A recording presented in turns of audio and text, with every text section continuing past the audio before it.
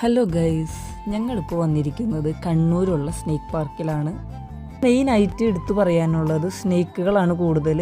പലതരത്തിലുള്ള സ്നേക്കുകളെ നമുക്ക് ഇവിടെ വന്നു കഴിഞ്ഞാൽ കാണാൻ സാധിക്കും. പിന്നെ കൂടാതെ മറ്റ് ചില പക്ഷിമൃഗാദികളെ നമുക്കിവിടെ കാണാൻ പറ്റും. കുരങ്ങൻ, എമു, മുതല, അങ്ങനത്തെ കുറേ ഐറ്റംസുകളെ നമുക്കിവിടെ വന്നാൽ കാണാൻ സാധിക്കും.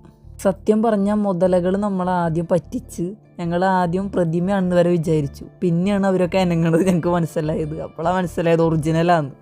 നല്ല ആംബിയൻസ് ഒക്കെയാണ് ഇവിടെ. പക്ഷേ പാമ്പിനെ പേടിയുള്ളവർ ഈ ഏരിയയിലോട്ടേ വരരുത്. പിന്നെ എല്ലാവരും വിചാരിക്കും സ്നേക്ക് പാർക്ക് എന്ന് പറഞ്ഞിട്ട് ഇതിലെന്താ സ്നേക്ക് ഇല്ലാത്തത്. എനിക്ക് പേടിയായതുകൊണ്ട് ഞാൻ സ്നേക്കിൻ്റെ അടുത്തേക്ക് പോയിട്ടില്ല. എനിക്ക് പേഴ്സണലി പേടിയാണ്, അതുകൊണ്ട് ഞാൻ വീഡിയോ എടുത്തിട്ടില്ല. ഇതിനുശേഷം ഞങ്ങൾ പോയത് കണ്ണൂരിലെ പ്രശസ്തമായ ചിറക്കൽ കൊട്ടാരത്തിലാണ്. ഐതിഹ്യങ്ങളും ചരിത്രങ്ങളും ഉറങ്ങുന്ന മണ്ണിൽ. അവിടെ നമുക്ക് ക്യാമറ അലൗഡ് ആയിരുന്നില്ല, അതുകൊണ്ട് നമുക്ക് വീഡിയോസ് ഒന്നും എടുക്കാൻ പറ്റിയില്ല. അവർ കൊട്ടാരവും പരിസരവും അതേപോലെ തന്നെ ഇപ്പോഴും മെയിൻറ്റെയിൻ ചെയ്ത് കൊണ്ടുപോകുന്നുണ്ട്. അതിനുശേഷം ഞങ്ങൾ പോയത് സെൻറ്റ് ഏഞ്ചലോ ഫോർട്ടിലേക്കാണ്. അവിടെ മനോഹരമായ ഒരു ദൃശ്യഭംഗി തന്നെ പറയാം, അത്രയ്ക്ക് മനോഹരമായിരുന്ന സ്ഥലം. പിന്നെ കണ്ണൂർ വന്നു കഴിഞ്ഞാൽ തലശ്ശേരി ബിരിയാണി മിസ്സാക്കരുതല്ലോ. അപ്പം ഞങ്ങൾ അതും കഴിക്കാൻ ഒരു റെസ്റ്റോറൻറ്റിൽ കയറി. ഞങ്ങൾ ഓർഡർ ചെയ്തത് ചിക്കൻ, മട്ടൻ, ബീഫ് ബിരിയാണി ആയിരുന്നു. നല്ല ദമ്മൊക്കെ ചെയ്ത് അവരത് കൊണ്ടു തന്നു.